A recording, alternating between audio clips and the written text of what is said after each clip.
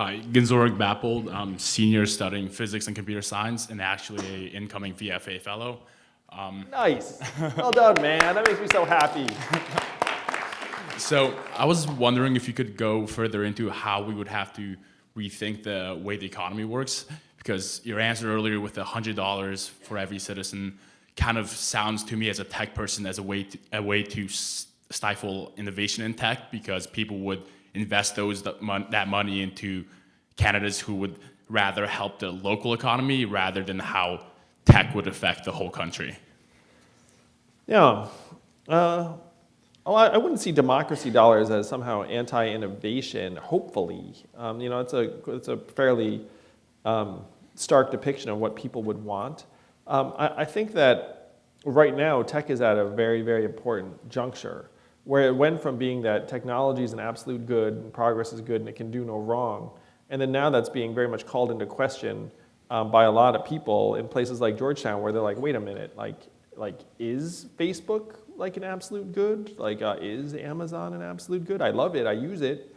Maybe you don't even love or use Facebook anymore, I don't know. But and so the threshold question in my mind in terms of democracy and tech is, how can tech be an unambiguous force for good and progress such that Americans would be really, really excited about it again? And that should be a challenge that tech leaders accept and embrace moving forward. So hopefully we can make it so those two things are not at odds. But if you're going to function in a democracy, I do think you have to try and win more people over to the fact that progress is good for them, not just good for certain people in certain places. And congrats on joining VFA, man. Do you know where you're going? No, not yet. The process starts in probably a month or so. Yeah, okay, well enjoy this time. You're gonna have a great time, man. All right, thank you. Have a great time. Thank you. Look at that. So before you go, can I ask you a follow-up question on that, which is, when you think about sort of the tech companies, the value model for them is selling your data. Yeah. And what's the business model? Because if the continuous business model is I give you a free service in order to get your data, we're just basically giving away information about ourselves, which eventually is becoming AI anyway. That's true. That's very true, Sonal. So I'm for having your information be a property right, where if someone else is profiting from it, you should get a cut. And if someone else is using it, then you should know about it, and you should have a dial. If you say maximal convenience and maximal revenue for me, then they can use your data however they want, as long as they cut you a check every so often.